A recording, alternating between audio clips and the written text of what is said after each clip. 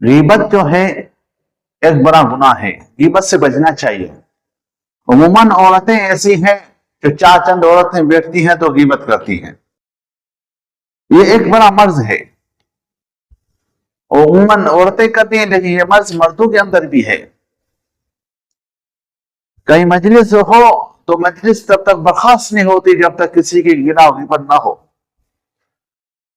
اور پھر اگر اس کو کہے بھائی غیبت ہے نہیں کیا کرو تو کہتے ہیں یہ بات تو میں اس کے منہ پہ بھی کہہ سکتا ہوں۔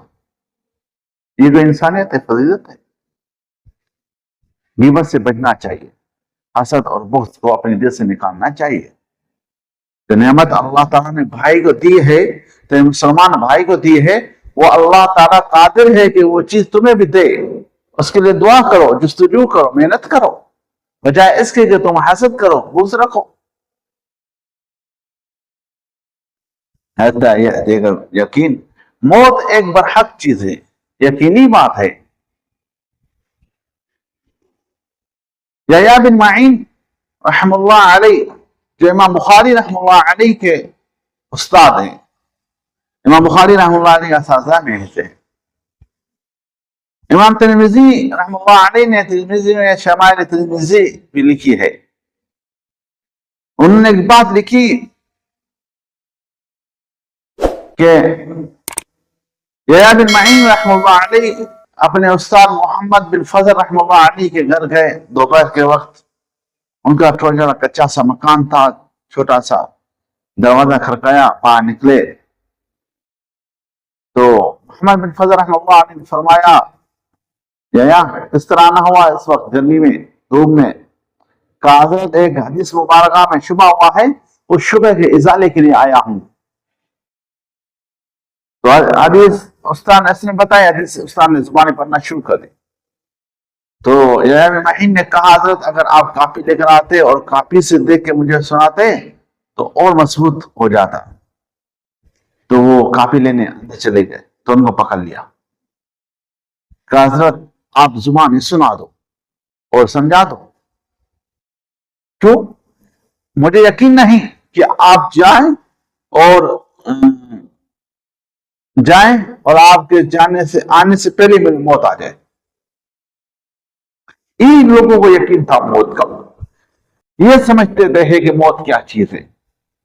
اور ہم قبرستان میں جاتے ہوئے بھی دنیا کی باتیں کرتے ہیں، قبرستان جاتے ہیں پھر بھی ہمیں موت یاد نہیں۔ شرح الصدور میں علامہ جلال الدین سیوطی رحمہ اللہ علیہ نے بات لکھی کہ دن میں 19 مرتبہ جو ہے وہ رجسٹر کو جس میں اموات لکھے ہوتے ہیں، اسرائیل علیہ السلام اس کو دیکھتے ہیں، اس کو چیک کرتے ہیں، اور ہمیں ایک دن میں ایک مرتبہ بھی موت یاد نہیں۔ اللہ تعالیٰ ہمارے ایمان کی حفاظت فرمائے، ہمیں شہادت کی موت دے۔ تو فرمایا وَلِكُلِّ قَوْمٍ عَادٍ، ہر قوم کے لیے ایک عادی ہے۔ اب ہدایت اللہ تعالیٰ کے ہاتھ میں ہے، رسول اللہ صلی اللہ علیہ وسلم کے ہاتھ میں نہیں، کسی نبی کے ہاتھ میں نہیں۔ پھر اس آیت مبارکہ کا کیا مطلب ہے؟ اس آیت مبارکہ کے لیے مفسرین نے 3 تفسیر کی۔ پہلی تفسیر یہ ہے، عادل جو ہے عادل، یہ ڈرانے اور رہنمائی کے معنی میں ہے، یعنی ہم نے آپ جو ہے ہر ایک کو ڈرانے والے ہیں، ہدایت آپ کے ہاتھ میں نہیں۔ جیسے اللہ علیہ نے فرمایا علیہ السلام کو اِنَّكَ لَا تَهْدِي مَنْ أَحْبَبْتَ وَلَكِنَّ اللَّهَ يَهْدِي مَن يَشَاءُ، آپ جس کو پسند کریں اس کو محبوب رکھیں، اس کو ہدایت نہیں دے سکتے، ہدایت یافتہ وہ ہوگا جس کو اللہ تعالیٰ چاہے۔ دوسرا یہ ہے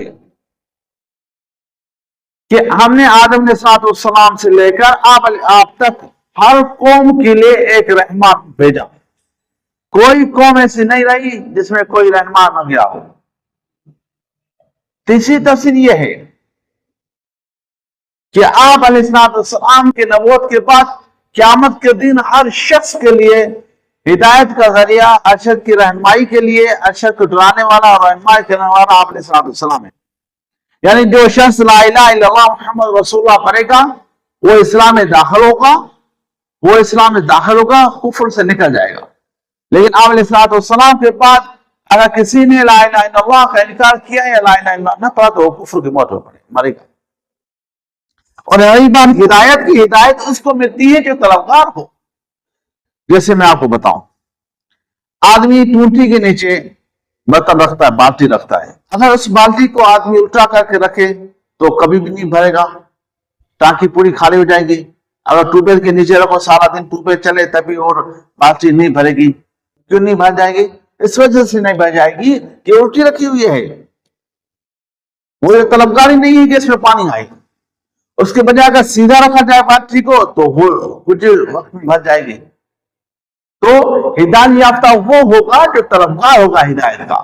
گناہ سے وہ بچے گا، گناہوں سے وہ بچے گا جو گناہوں سے بچنا چاہتا ہے، اللہ تعالیٰ کی پناہ میں آنا چاہتا ہے. تو یہ 3 تفسیریں ہیں وَلِكُلِّ قَوْمٍ عَادٍ کے. وآخِرُ دعوانا الحمدللہ رب العالمین.